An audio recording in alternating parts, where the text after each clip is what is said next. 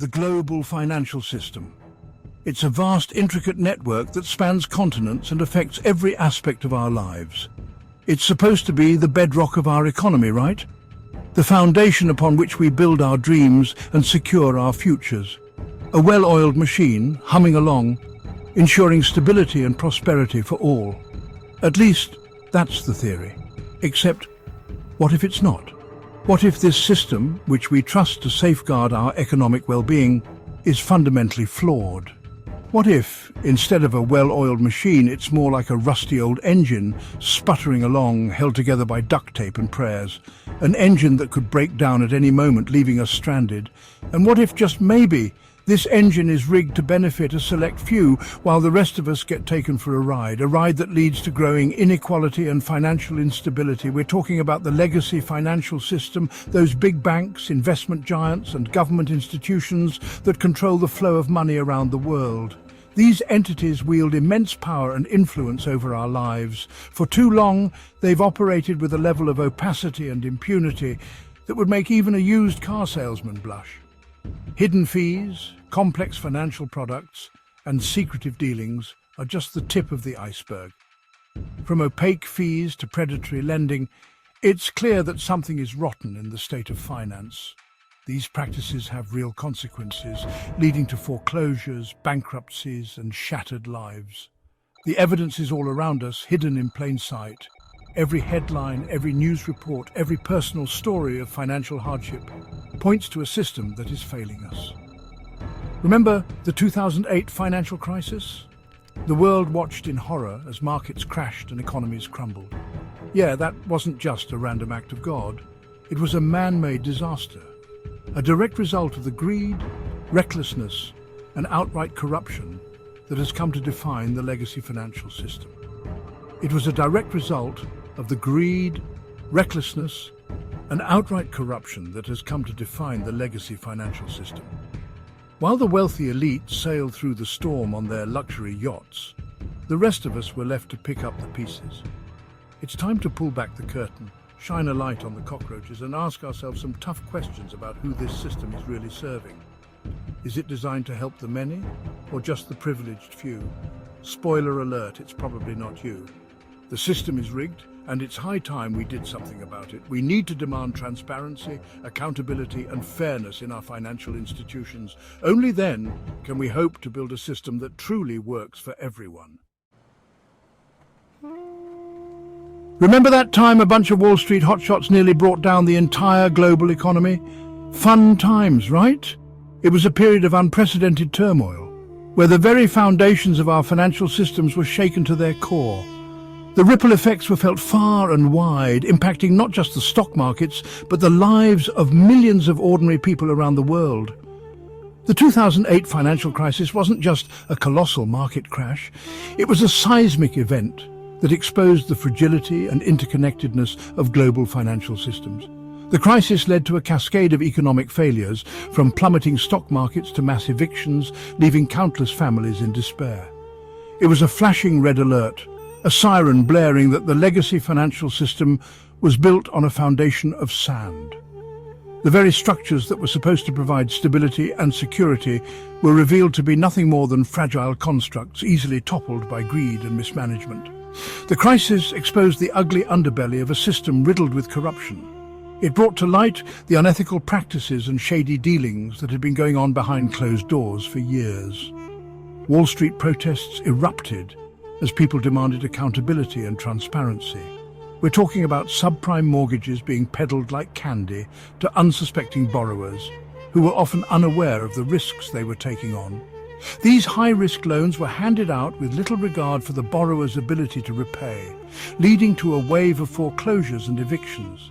These toxic loans were then bundled together and sold off as safe investments, creating a ticking time bomb within the financial system. Investors were misled into believing they were buying secure assets when, in reality, they were purchasing financial poison. We're talking about credit rating agencies, those supposed guardians of financial integrity, giving top marks to what amounted to ticking time bombs. These agencies, trusted to provide unbiased assessments, were complicit in the deception, driven by conflicts of interest and the pursuit of profit. They gave top marks to what amounted to ticking time bombs, misleading investors, and exacerbating the crisis. The very institutions that were supposed to safeguard the financial system were instead contributing to its downfall.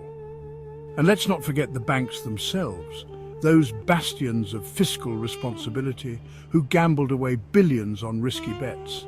These financial giants, trusted with the savings and investments of millions, engaged in reckless behavior that put the entire economy at risk. They gambled away billions on risky bets, knowing full well that if, or rather when, things went south, taxpayers would be there to bail them out. This moral hazard created a dangerous precedent where the risks were socialized, but the profits remained privatized. Knowing full well that if, or rather when things went south, taxpayers would be there to bail them out. The government stepped in with massive bailouts, using taxpayer money to rescue these failing institutions, while ordinary people bore the brunt of the economic fallout. The worst part? Very few individuals faced any real consequences for their actions. Despite the widespread devastation caused by their reckless behavior, most of the key players walked away unscathed, facing little more than public scorn and minor financial penalties. Sure, there were some fines and slap-on-the-wrist penalties, but no one went to jail. The justice system failed to hold these individuals accountable, sending a clear message that financial crimes at this level would go largely unpunished. But no one went to jail. The lack of accountability was staggering, and it highlighted the deep flaws within the regulatory and legal frameworks designed to oversee the financial industry. In fact, many of the same institutions and executives responsible for the crisis emerged from the wreckage richer and more powerful than ever.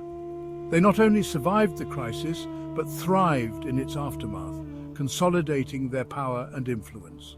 If that's not a clear sign of a system rigged in favor of the powerful, I don't know what is. The crisis laid bare the systemic inequalities and the need for comprehensive reforms to prevent such a catastrophe from happening again. Yet here we are, still grappling with the same issues, wondering if we've learned anything at all.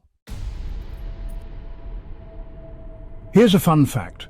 Wealth inequality is growing at an alarming rate. The gap between the haves and the have-nots is widening faster than a Kardashian's Instagram following. And guess what?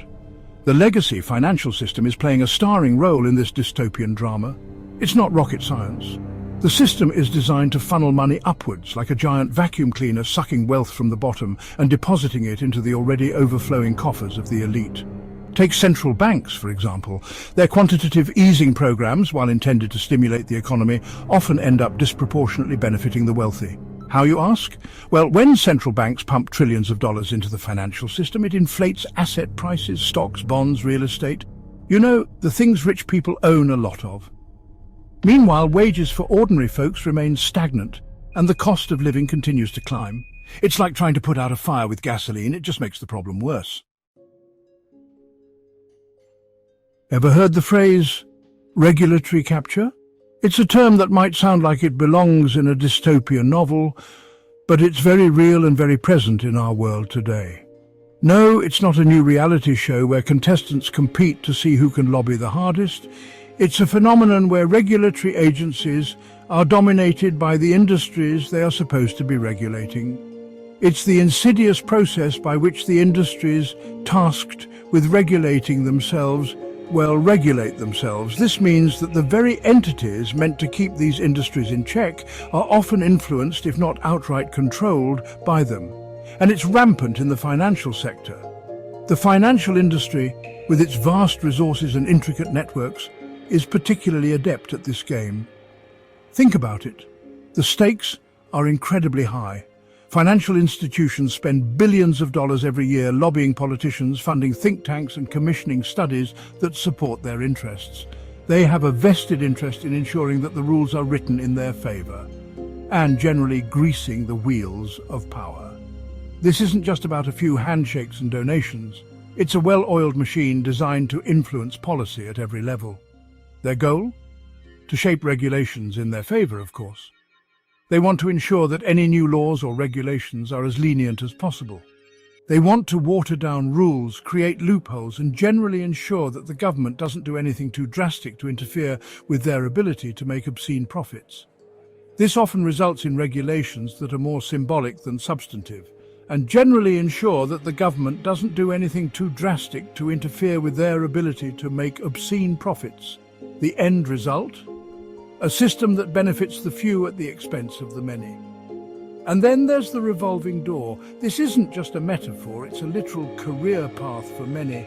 You know, that time-honored tradition where government regulators leave their cushy public sector jobs to take even cushier private sector jobs at the very companies they used to regulate. This creates a cycle of influence that is hard to break, to take even cushier private sector jobs at the very companies they used to regulate.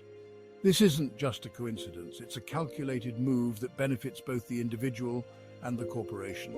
It's enough to make your head spin. The constant movement between the public and private sectors creates a web of connections that is nearly impossible to untangle. This constant back and forth creates a culture of coziness where regulators are often more beholden to their future employers than they are to the public they're supposed to be protecting. Where regulators are often more beholden to their future employers than they are to the public they're supposed to be protecting.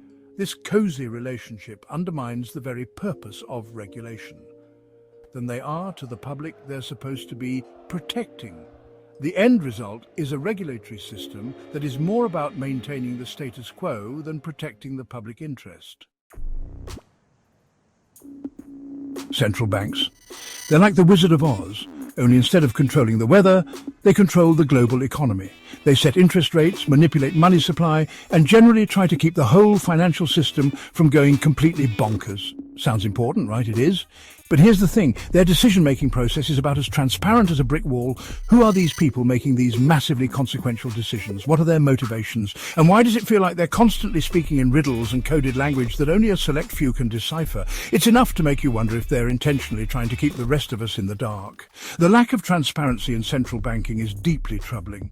It creates an environment ripe for speculation, manipulation, and abuse. When the people in charge operate in the shadows, it's hard to have faith that they have our best interests at heart.